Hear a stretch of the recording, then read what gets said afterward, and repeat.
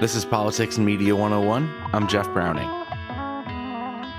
Glenn Kirschner is a lawyer and a former prosecutor in the U.S. Army who spent decades working in the U.S. court system.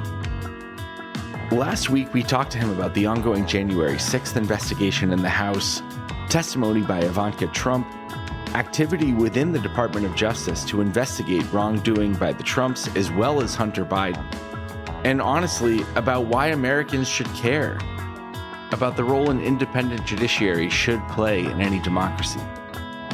As a reminder, like all of our episodes, this is an edited version of a much longer conversation that was taped live with audience questions.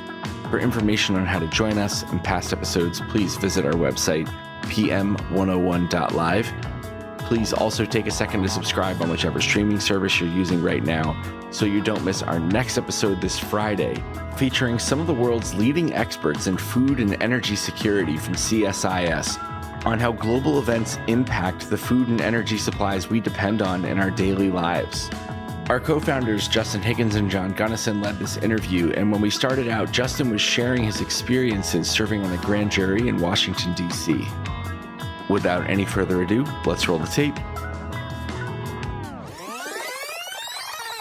I'm listening to a bunch of DC federal grand jury testimony 5 days a week for 5 weeks at a time. You're serving on a federal grand jury in DC? Yeah, I'm assuming that this is what you used to do, right? Yeah, I was in the grand jury early and often in my nearly 25 years with the DC U.S. Attorney's Office. Not to get into it, but I'm just curious, how much of the job is actually presenting testimony, whether it be to a grand jury, to an actual courtroom, because that seems like pretty glamorous stuff. And how much of it is attention to detail, digging into the paperwork, doing stuff as a team behind the scenes? So the Department of Justice is kind of the main headquarters for all federal prosecution in the country and the territories. Then there are 94 U.S. attorneys' offices. Those are the field offices where the actual cases get prosecuted. D.C. is the only U.S. attorney's office of the 94 that prosecutes not only all federal crimes, RICO crimes, significant white-collar prosecutions, but we also handled all local prosecutions because D.C., by its nature, is a federal city. They never had a district attorney's office. So the federal prosecutors do all of the federal prosecuting and all the local prosecuting. As a result, I would be trying RICO cases in federal court 1 year, and then I'd walk across the street to D.C. Superior Court, the local criminal court for the city of D.C., and I would try murder case after murder case after murder case. So my grand jury practice was somewhat unique among federal prosecutors because I was in both the local and the federal grand juries, just indicting and trying cases constantly, as were the 30 homicide prosecutors that I supervised at the DC U.S. Attorney's Office. So we lived in the grand jury and we lived in courtrooms, both federal and local in DC. It's funny that you mentioned RICO because RICO is a famously or infamously widely misunderstood process. Can you tell us a little bit about what it means for those of us who sometimes get confused about RICO in the audience here? Yeah, it stands for Racketeer Influenced and Corrupt Organizations. And, in DC, we have lots and lots of gangs, but they're largely street gangs, geography based. I'm from 22nd Street, so I'm beefing with the guys from 21st Street. Those kind of gangs, those kind of street crews are not what really constitute a RICO organization or enterprise. You have to have some structure to it. Think of the mafia. I think that's the easiest example. It has structure. You have a mob boss. You have underbosses. You have the consigliere. You have the capos and the lieutenants and the wise guys. And it has structure. It has sort of designated roles that the different people in the organization play. You have to prove what's called a pattern of racketeering activity if you're going to bring a RICO charge. That sounds way more complicated than it is because a pattern in the federal law means 2 crimes, and there's a whole series of statutory crimes that can serve as racketeering acts. But by and large, think of a corrupt corporation that has a corrupt CEO and a corrupt board of directors and corrupt supervisors and managers. That could be subject to RICO prosecution, just the way the mob can be. We are going to discuss first half Supreme Court, and then we're going to get into January 6th. So Glenn, kind of to start us off, can you walk us through the sheer significance of the fact that we, by the time this podcast is published, likely later this week, we will have the first Black woman confirmed to the U.S. Supreme Court in its 233-year history? Yeah, it's hugely consequential. We break a lot of barriers. We obviously broke a significant barrier when we elected President Barack Obama. And now we will have our first African-American Supreme Court justice. It is so important, not just symbolically. Now, let's state the obvious. She's eminently qualified. She will be a remarkable Supreme Court justice. Now, I think we all recognize that she won't sort of shift the ideological balance on the court. And it's sad that we always have to talk about the ideological balance on the court. That's just not the way it should be. But I'm not so naive to think that, ideology doesn't drive where the justices fall out on various decisions. But, I think now there will be, for all future generations of African-American girls as they're growing up, they can plausibly be told, guess what? You can be anything you want to be, including a Supreme Court justice, including Vice President of the United States. I raised 5 daughters and 1 son. I think my one son believes it when I say you can be anything you want to be, including President of the United States. I'm not so sure that resonates with my daughters because they say, oh, yeah, Dad, you want to show me an example of a female president? Well, I am thrilled that we will now have a concrete example of an African-American female justice for all future generations to look up to emulate, and to aspire to be like. Glenn, it's funny that you talked about having 5 daughters and 1 son. I suppose that my family is almost a mirror image of yours because I'm one of 5 sons and 1 daughter on my side. Wow. But Judge Jackson, she's not only a rare SCOTUS justice because of her family heritage and her gender, but also because of her experience with the law, in particular, her experience as a public defender. So you were a prosecutor. And you tried cases in front of judges from all different walks of life and career trajectories. And did you notice that having a judge who had been a former public defender made a big difference in the way that that judge approached a criminal prosecution? Did you find that was an experience that shaped their perspective and the way that they approached the law? Yeah. You can't really generalize. Some former public defenders made some of the absolute best judges that I appeared before. And I will say this may be counterintuitive for folks who aren't kind of immersed in the criminal justice system, but I teach criminal justice at George Washington University. And I always ask my students, if you had to blindly choose between a public defender, a paid lawyer, and a CJA lawyer, a court-appointed lawyer under the Criminal Justice Act, who would you choose? And public are the third choice.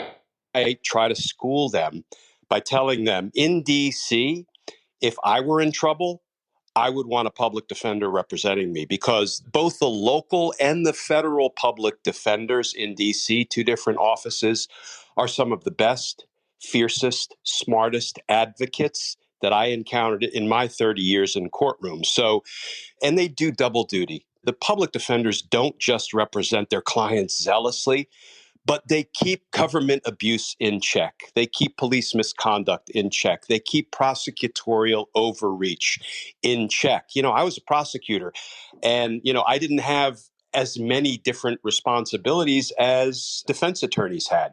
Now, I will say that first and foremost, I always tried to school our prosecutors that I supervise that, you are here to protect the rights of the defendant as well. You don't zealously represent the defendant's interests, but you are going to protect the rights of the defendant by making sure everything you do, everything your law enforcement teams do, whether it's FBI, ATF, DEA, Metropolitan Police Department, the local cops in D.C., whether it's Park Police, Capitol Police, Marshal Service, Secret Service, Uniform Division, and on and on and on. There are endless federal law enforcement agencies Postal in DC. inspectors.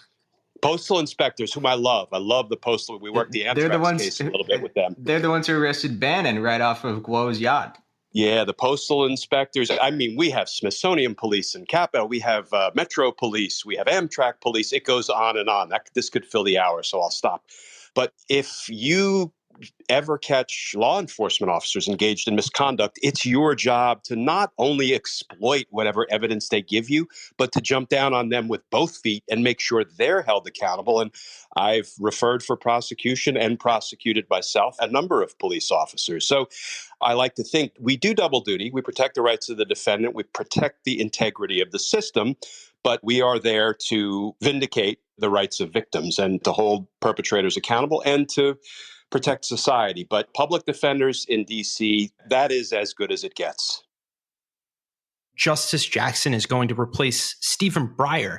And I was wondering if you could compare the two's ideological approach to the law and whether or not Justice Jackson is going to substantially change the makeup of the court. I know it's 6-3, but do you know if she'll push the court left, right, or will she be a lot more similar to Stephen Breyer than maybe some on the right think? Yeah, I think she's likely to be similar, but I think more fundamentally, I heard one of my colleagues say, and it was a little deflating, that unless something changes drastically, Judge Ketanji Brown Jackson will probably spend her career writing dissents. And that makes me sad, especially because of the lawyer that she is and the judge that she is. But we are where we are on the ideological split on the Supreme Court. If you had told me decades ago when I started the practice of law that we would find ourselves at a place where the Supreme Court is preparing to revoke, claw back the constitutional privacy rights of women, I would have said you're crazy. If you had told me that the Supreme Court will allow states to deputize private citizens to deprive other private citizens of their constitutional rights that have been guaranteed for decades, I would have said you're crazy.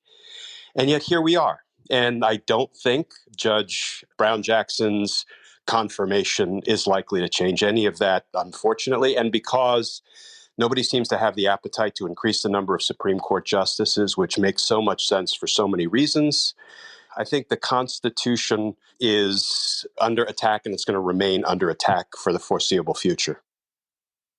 We've seen some pretty contentious confirmation hearings, Kavanaugh, Barrett, and then most recently with Justice Jackson.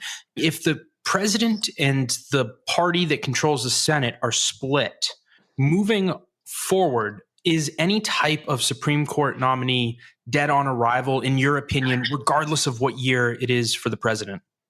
Is the system broken? Yeah, the system is hopelessly broken. I'm usually the optimist. The glass is generally half full, but, you have to kind of squint and turn your head and look far off on the horizon to see the system improving significantly, and that includes the nominating and confirmation process. I'll never quite get over or understand how Merrick Garland never got his confirmation hearing. I will tell you that I will never run for office, but if I were making the rules or the decisions, I would have said, look, Senator McConnell, you've waived your right to provide advice and consent. Merrick Garland, please don your robe and take your place on the Supreme Court. Then, yes, that's kind of revolutionary. And well, guess what? That would have forced Mitch McConnell to go into court and defend his position, if he wanted to put a stop to it, defend his position that one man can stymie the entire political system by depriving a presidential nominee of an advice and consent hearing. That's insane. That's broken government. And it's government that, for whatever reason, we don't seem to be willing to do the hard work to fix. So we've got a lot of work ahead of us. Glenn, the other topic that we wanted to get to today was about January 6th, but maybe a transitional question, if you will. A way to kind of make this bridge between the Supreme Court and January 6th is to note that the Supreme Court has already weighed in on the subject of January 6th in the previous ruling.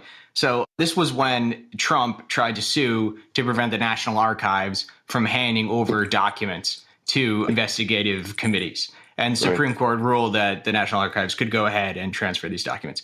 So the Supreme Court has already weighed in on the subject of January 6th.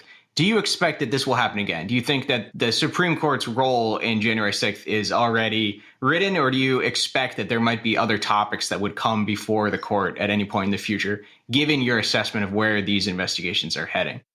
Yeah, that's a great question. If I had to bet $1 of my own money, that's my betting limit. I'm not a high roller. I would bet that the Supreme Court might be largely done on the J6 front. I will say, thank goodness for the judiciary, because it held throughout the challenges to the presidential election. And it's a good thing that the court held. I think they're going to hold with respect to the attack on the Capitol, the insurrection.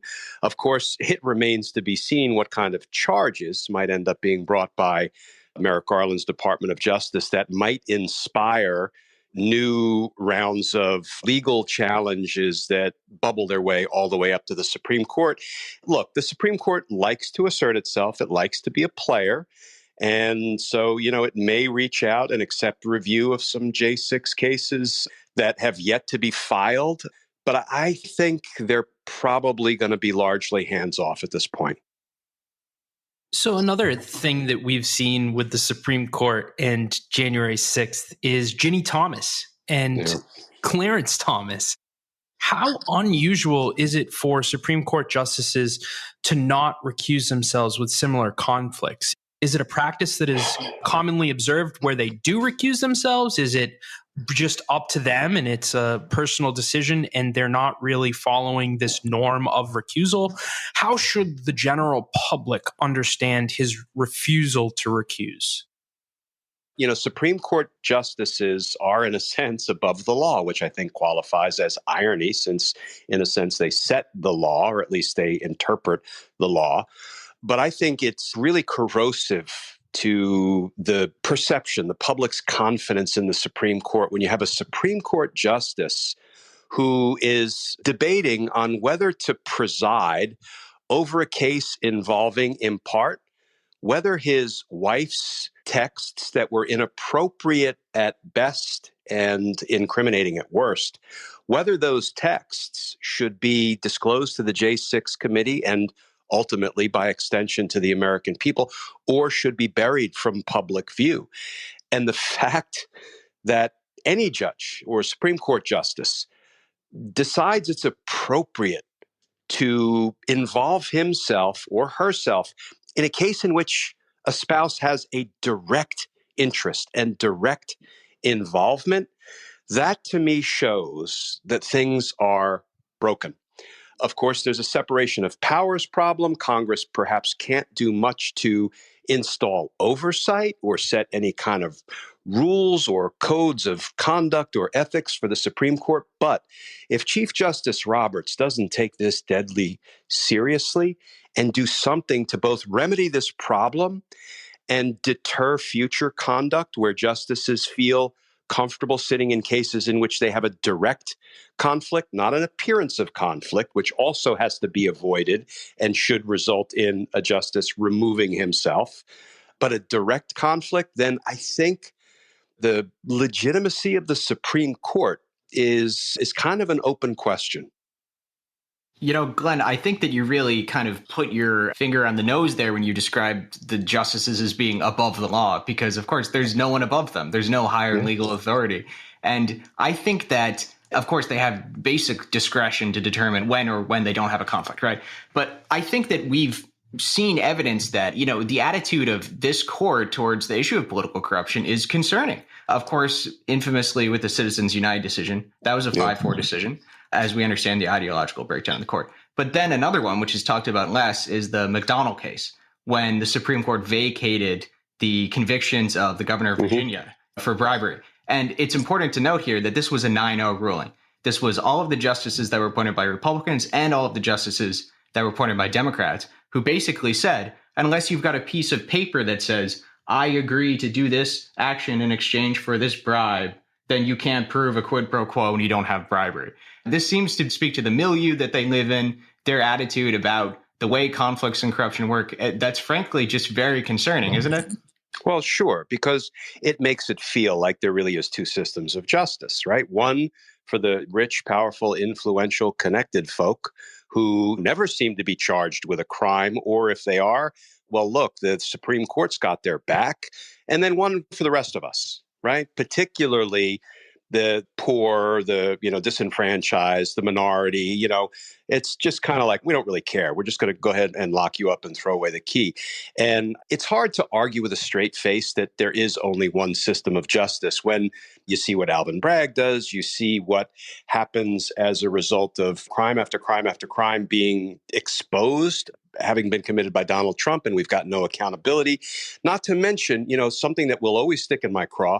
You have an OLC memo, an opinion from the Department of Justice saying a sitting president is above the law, can't prosecute him, even though there's no law, there's no statute, there's no precedent.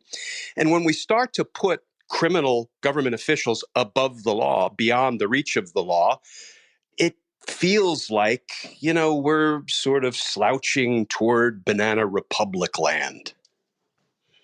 The only people that could conceivably be prosecuted for political corruption, for public corruption, are public officials. And we're entrusting them to essentially police themselves, aren't we? Yeah. Yeah. And there's one thing that we should have learned. It's that organizations generally can't police themselves. I think we should consider a standing independent counsel statute. Good luck getting it passed these days, I understand. And that it's a permanent office and it is staffed as independently in a nonpartisan fashion as it can be. It's kind of beyond the reach of political shenanigans from any of the branches of government. I think we are at that point. I know the feasibility of it is probably difficult, but if we don't take seriously putting mechanisms in place to deter misconduct crimes by high government officials, if we just keep letting it go the way it's been going, I think we're in trouble. So I wanted to get into the news, not only of the day, but of the week.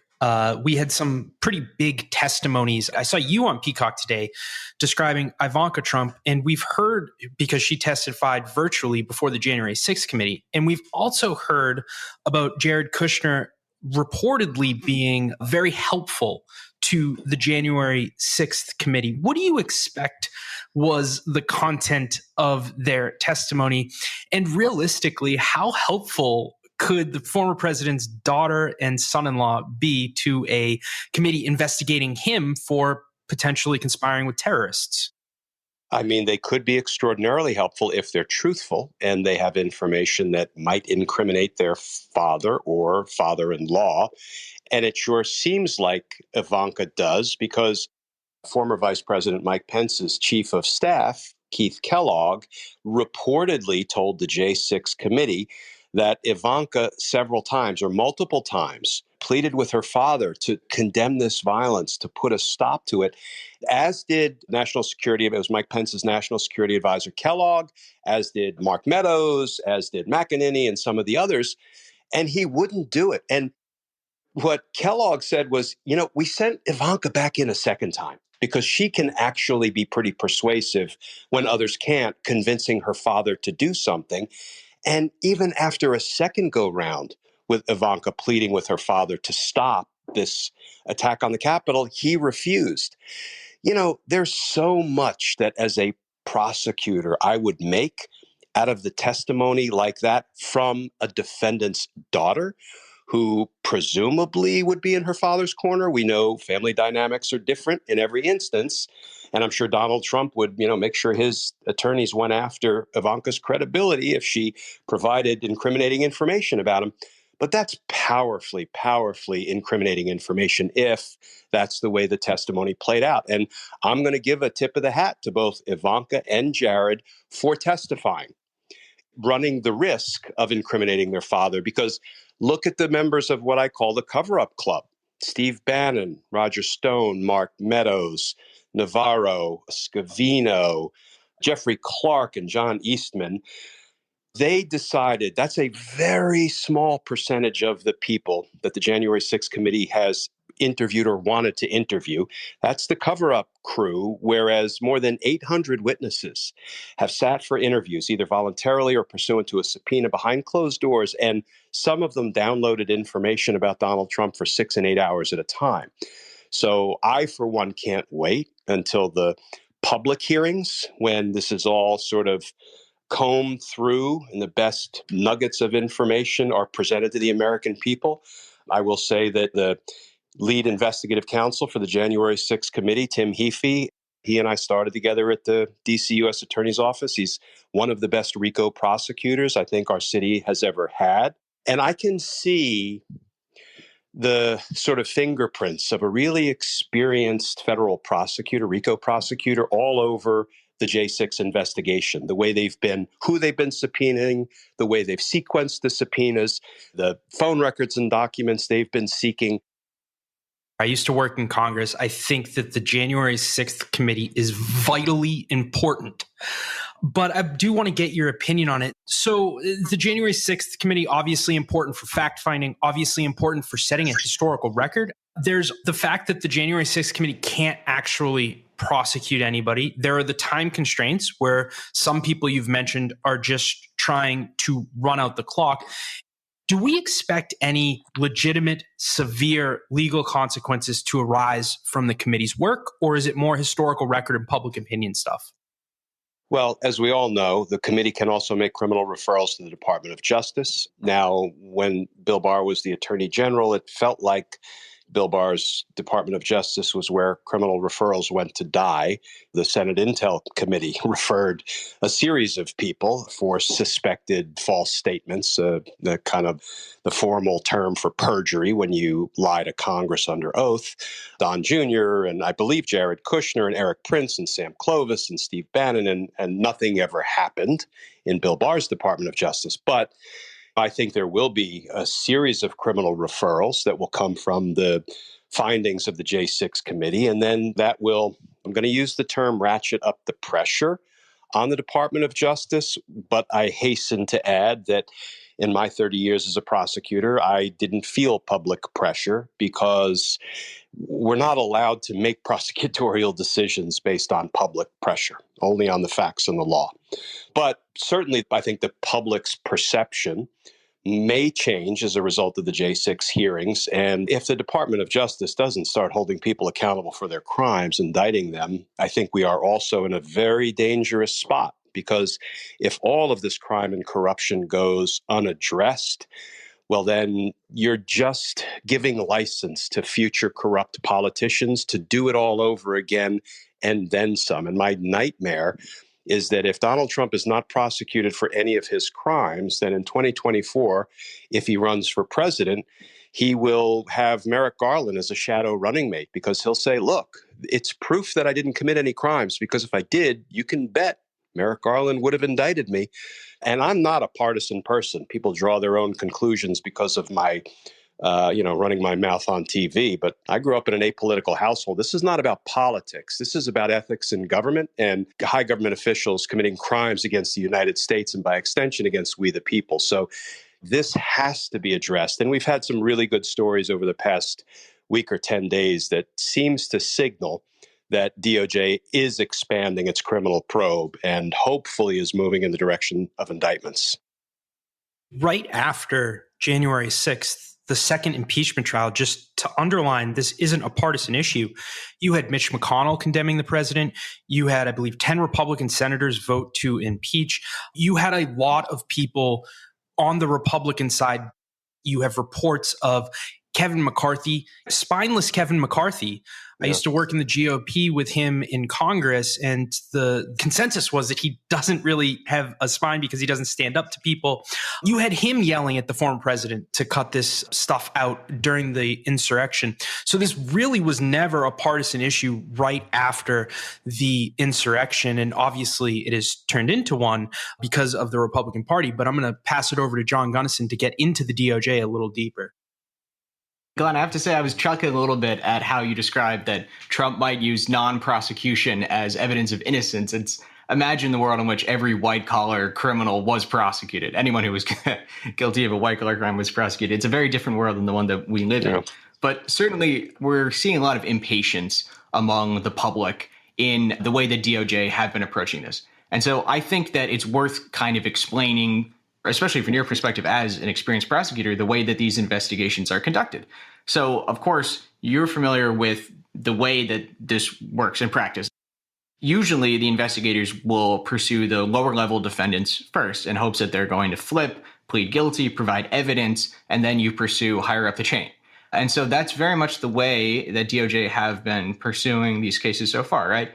Do you think that they have now collected enough foot soldiers, so to speak, involved in January 6th, that they are indeed ready to start pursuing targets higher up the chain? Oh, yeah. I think they've been ready for quite some time. I agree with you that in the ordinary course of our practice, we're kind of slow and methodical and circumspect and plotting, and we want to triple cross every T and quadruple dot every I. That's when public safety is not at imminent risk. Okay, so when I was running covert investigations, I had to assess every day when I had probable cause. Once I reached that threshold to make an arrest and to indict someone, I had to ask myself the question daily, am I doing more harm than good by continuing to investigate covertly, proactively before I make any arrests? Is public safety at risk? Well, guess what?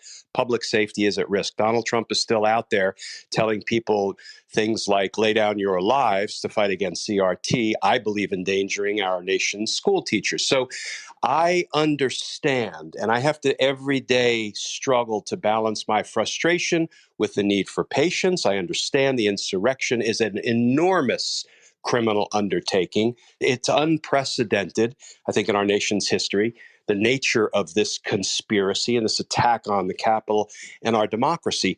And so I am trying to preach patience and giving the Department of Justice as much time as it needs to do it right. The problem I have is I say all that against the backdrop of seeing a former president who has not been held accountable for any of the crimes prior to the insurrection, whether it was the campaign finance conspiracy he was in with Michael Cohen, for which Michael Cohen has already paid dearly, or the extortion and bribery of President Zelensky, or the as many as 10 counts of felony obstruction of justice documented by Bob Mueller in Volume 2 of the Trump-Russia report, and on and on and on. So that's why I always have to bite down hard before I say, let's give DOJ all the time it needs. So there's a lot going on here. There are a lot of moving pieces. And I was thrilled at the reports that came out about a week ago that DOJ is expanding its criminal probe into the funders, the planners, and the organizers of the insurrection, that they're expanding their criminal probe into the fake electors and the Trump allies who were pushing the fake elector criminal scheme, because let's call it what it is. It's a criminal scheme to overturn the election's results. And then most importantly, in the Washington Post, there was a little nugget that said over the past 2 months, subpoenas have been used involving, quote, officials in former President Trump's orbit, close quote. And I just hope that we see some justice before it's all said and done. Well, Glenn, let's talk then about the importance of patience here. One party that we know must be patient for any appropriate relationship in the executive branch to exist is the president himself and the people in the White House. We understand that it's very inappropriate for the White House to be involved in prosecutions. This is part of why so many of us were so outraged by the conduct of Donald Trump and William Barr when they were tag teaming these prosecutions and micromanaging them to try to end the prosecution into Mike Flynn and so on. So far, the Biden administration seemed to have been approaching this the right way.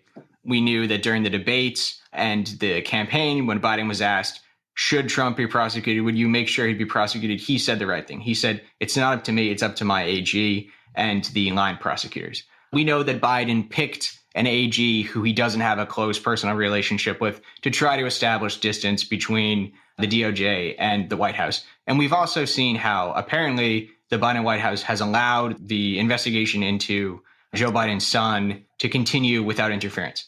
So all of this looks very good. However, we saw a story in the New York Times this week that says Joe Biden has privately said that Donald Trump should be prosecuted over the Capitol riot. And of course, this leads us to question how the New York Times became aware that Biden was saying this. And in the worst case scenario, it's that Biden or that someone in the Biden White House have told the New York Times that this is what Biden thinks as a way of putting public pressure on the AG. Is this something that concerns you? What do you think is the story here? And does this suggest that maybe Biden isn't being as patient as he should be in regard to this matter of separation between the White House and the DOJ? Yeah, President Biden has a duty. He has a responsibility to the American people to protect us from people who are trying to destroy our democracy.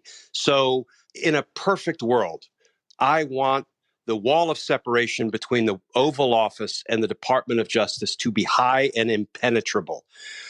However, we have to look at the abuses of the Donald Trump Bill Barr days. And here's my overwhelming concern.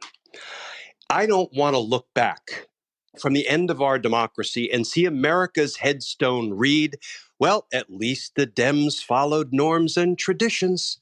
That's going to be cold comfort to us when we go the way of Russia. Yes, that sounds hyperbolic. So in a perfect world, I would like President Biden to be the king of circumspection. Guess what? We don't live in a perfect world. There comes a time for a street fight, an honest, honorable, ethical street fight, but a street fight. And I'm not feeling a lot of street fighters right now who are really battling for democracy with everything they've got, like using the lawful power of the inherent contempt of Congress to compel testimony, which the Supreme Court, albeit back in the 30s, says is a lawful vehicle. Because I have a feeling if the Republicans take the House, we're going to see the inherent power of contempt wielded by Congress. But you have to fight as hard as you can while still fighting fair. But I will forgive President Biden for stating an objective truth that Donald Trump should be prosecuted. So we're going to do 3 quick audience questions here. We'll start with John Pierre, and then we'll go to Shanette. John, over to you. Thank you, Justin. Hi, Glenn. Thank you for doing this interview. During the 2020 presidential cycle, the Biden-Harris ticket was asked a lot about Supreme Court packing, and it was a question that they deflected, rightfully so. So there's been a commission set up, and they did release a report. There wasn't really any advocacy for any particular reforms, but of course, they sort of did an academic analysis of some of the arguments, which I think can be useful. But in this moment where you have a justice who is refusing to recuse, although his wife is arguably implicated in upcoming cases regarding January 6th, a moment where we have Mitch McConnell and Lindsey Graham saying, hey, if we control the Senate, you're not going to get any more Supreme Court confirmation hearings. Yeah. You described a scenario where basically you would argue in court that Mitch McConnell has waived his advice and consent. Do you see this conversation about Supreme Court packing coming back into the forefront? Should that scenario play out where Republicans take the Senate and, God forbid, something happens to one of the justices and they hold that seat, effectively changing the number of Supreme Court justices? What do you think will happen in that case? So I am at a loss. And I guess I wouldn't call it Supreme Court packing. I would call it sort of adjusting to the times. I mean, we've increased the number of federal judges over the years because of the increasing caseload, because of the increasing population in the United States. I don't feel like it's packing. I mean, we all know that we've had as few as 5 and as many as 10 Supreme Court justices over the history of our country. I think it's the right thing to do for lots and lots of reasons, one of which feels political, but I'm okay with that too. So I don't know that it's going to become, I was a little bit deflated when President Biden's commission did not make that recommendation. So do I believe there's a likelihood we're going to get that conversation back on the table? Probably not.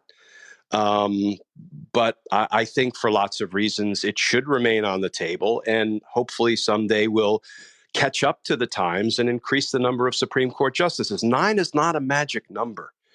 And I think we've seen the downside of 9. I mean, for our Constitution to mean one thing or another based on one justice going one way or another in the 5-4 split, of course, it's likely not going to be 5-4 all that often as we move forward, but that feels wrong to me. So, that's kind of my take on that.